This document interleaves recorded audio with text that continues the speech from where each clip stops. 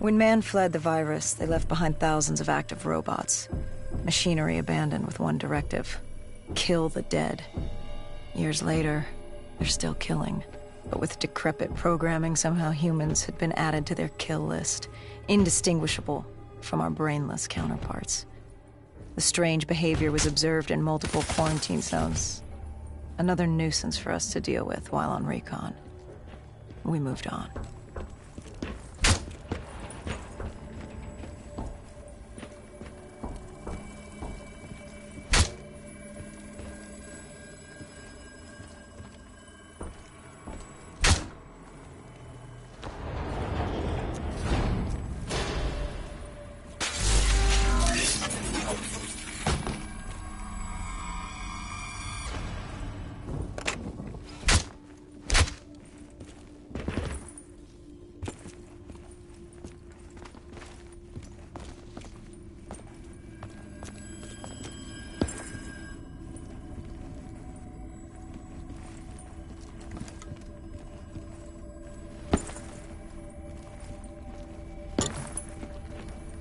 We reached the silo's floor, but the signal came from lower still.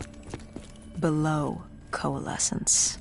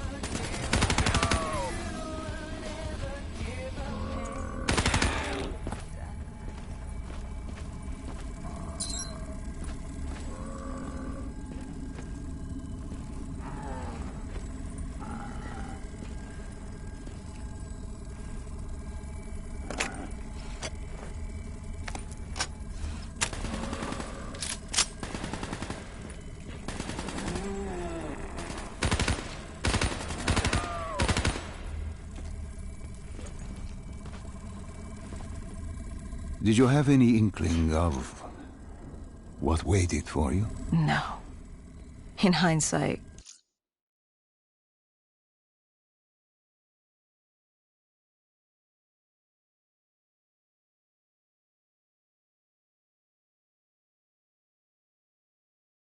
we should have put it together. But the fact of the matter, that day was supposed to be like any other.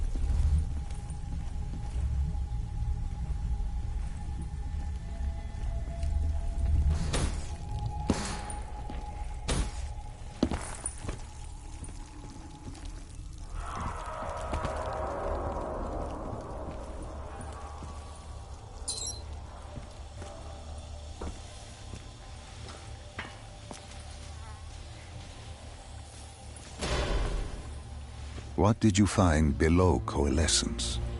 A CIA black project. Project Corvus. Unknown to the world, and unknown to most people in the know. As off the record as it got. A redacted footnote in Langley's history book. Part of me wishes we just turned back. Why? It would have been easier. For me. For Hendricks. For the world. Is it such a bad thing? To want to be blissfully ignorant in the face of daunting adversity? We didn't have a choice. Those who find fate thrust upon them rarely do.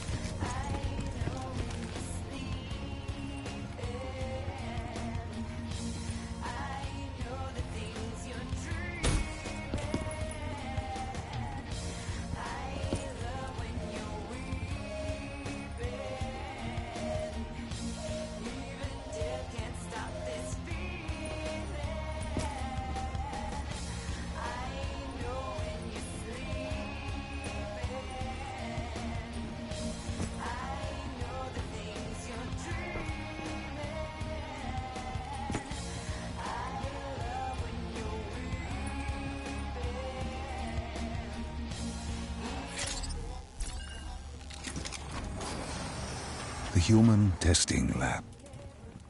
What awaited you there? We found the truth. The cause of the disaster. You are certain of this? We didn't have the full picture. Not yet. But this was the source. We knew coalescence was where the virus originated, but residue of 6115 in the air left no doubt. This was where it all began. When the disaster happened, hundreds of thousands died instantly. And they were the lucky ones. Because when the rest of Singapore inhaled 6115, they changed. From the living into the living dead. These test subjects, they were linked together, connected with a direct neural interface. Their minds hardwired into the central server. Hendricks didn't like what he saw. You knew something was wrong. The same tech in our own heads made us what we were. It was down here in this room. We didn't know what happened, but the data didn't lie. Man did what man always does, playing God and fucking everything up. We, the CIA, man, we created these things. We changed the world. How do you mean, change the world? The Winslow Accord and the Common Defense Pact. We'd been engaged in a Cold War for nearly a decade. 6115 changed that. When the dead walked among us, we set aside our differences. For all of your conflicts, you and your enemy had two things in common. You're both human, and you both want to stay that way. Was this the source of the signal? No, but it looked like Taylor had come through. Our answers were still further down.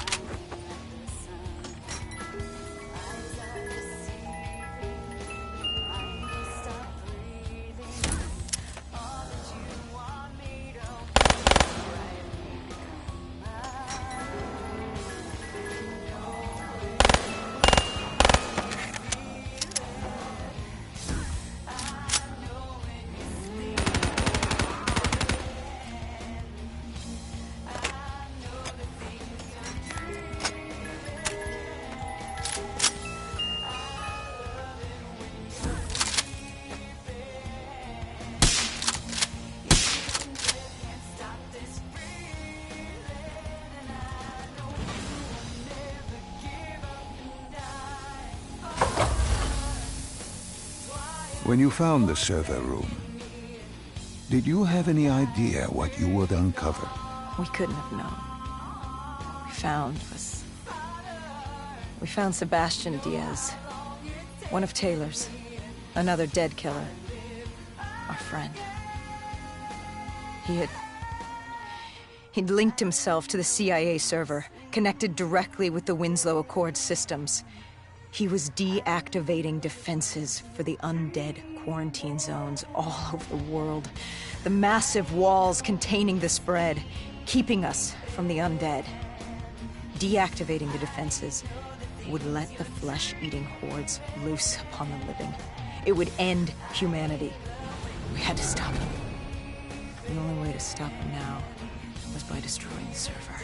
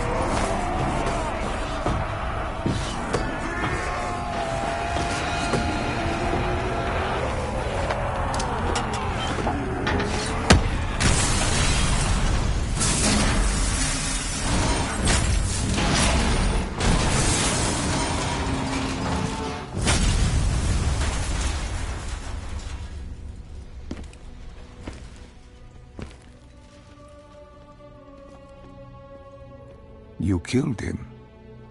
Your friend. He left us no choice. Hendricks wasn't happy and let Diaz know that.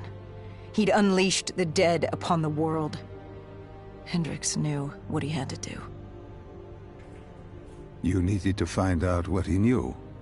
What he knew about Taylor. Interfacing with Diaz and accessing his memories was the only way to find him. Knowing what you know about DNI, interfacing would surely kill him. That didn't matter. We had to know. Had I known what it would do to Hendricks. From the interface, Hendricks learned Taylor was trying to get out of Singapore. There wouldn't be much time before we'd be too late. Tell me about the name. The name Hendricks learned. The name. Deimos. The demigod of dread and terror. Hendricks, myself, we had no idea what it meant, but Taylor's team was obsessed with it. But more importantly, we learned our arrival on site wasn't a secret. We had company. Go Julan, leader of the 54 Immortals. The Winslow Accord had no quarrel with them. To their credit, they had no idea we were down there. Had they known... well, I'm not sure things would have gone any differently. The Immortals had worried for years about another outbreak. This was the final straw, and contamination was a risk they weren't willing to take. They blew the supports and let the ocean flood the building. We needed to haul ass and get the hell out of there.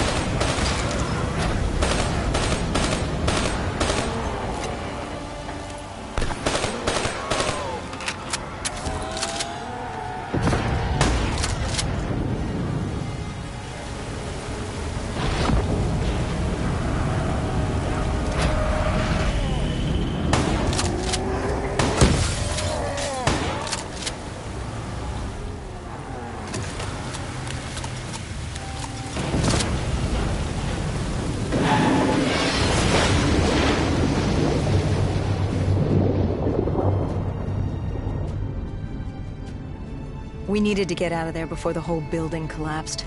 Hendricks had an idea. Flood the lab and let the water pressure jettison us out. Our lungs could take it. He just needed time to open the door.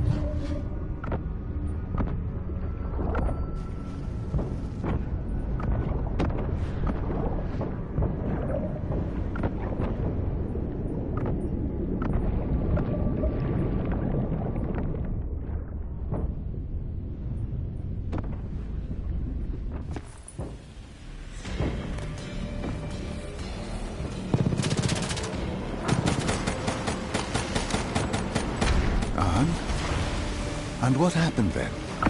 We got through it. We survived. Taylor's team was making their way out of Singapore. But we weren't giving up that easy. We still had a chance to catch up before the quarantine zone collapsed entirely. We couldn't make sense of what they'd done. Their motivations, their actions. There was no way to explain it. At least not yet. To figure that out, we needed them. And we also needed to get the hell out of Singapore. That was the day everything changed. That was the beginning.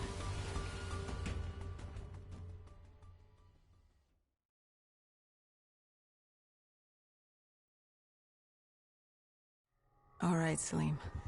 I told you how this began. Now tell me why. How do I stop Deimos if I'm dead? Your body is dead, but your mind remains alive. I'm connected through your direct neural interface in your subconscious. To save humanity, you must open the portal. With your body gone, the only way to do this is to train your mind. Train my mind? Relive the events preceding your last. Only then can you alter them, change them. Now this is insane. Let me show you. Think back to when you first met Taylor.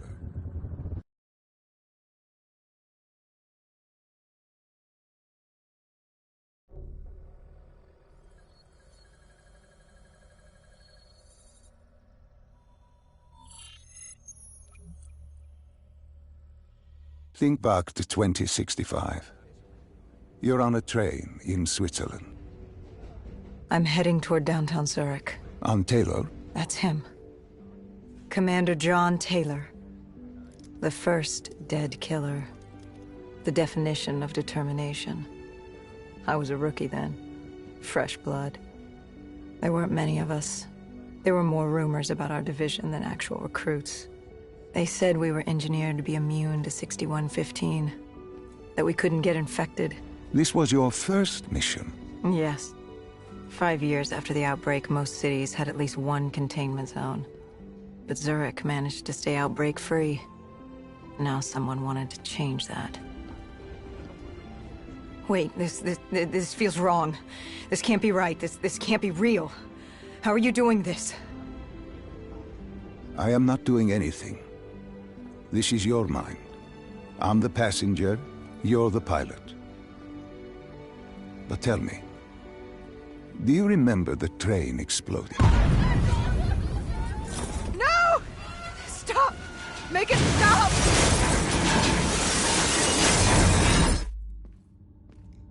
Dr. Salim, what's happening? What's going on? You must be calm. This is your memory, and you dictate the truth. But your mind can play tricks on you, it can deceive you, and it can lie. This never happened, but it nearly did. You and Taylor stopped it. How can I see something that never happened? What the hell am I seeing? And why does it feel so damn real? The human mind is fragile, easily swayed by an incorrect recounting of events. This was one outcome your mind feared. Start from the beginning and take me through the mission. Once we organize everything correctly, we'll be able to find the truth. Tell me about the raid. The raid. There was a Catardist terrorist collective. They were planning something big, but they knew we were coming. Stop. Don't rush through. Let us start with who was with you. You were not alone, after all. Taylor. He told me they'd received a tip about the Catardists. These undead sympathizers had sprung up around the globe in the years following the outbreak. They believed the undead were the next step in human evolution. To become undead was to live. The dead should inherit the earth. Crazy, right? Was it only Taylor? Was there anyone else? Sebastian Diaz. The man we saw at Coalescence, who would disable the undead defenses. Back then, he was Taylor's second-in-command. He would take point on the raid. Hostile encounters were expected with the undead, but that didn't seem to bother him. They were so relaxed. The dead threatened Zurich. They were fearless. Didn't take away our own fears. If I was gonna learn my shit, it would be on the job. This mission was my training. For him, it was just another day in the life. Business as usual. And business was booming.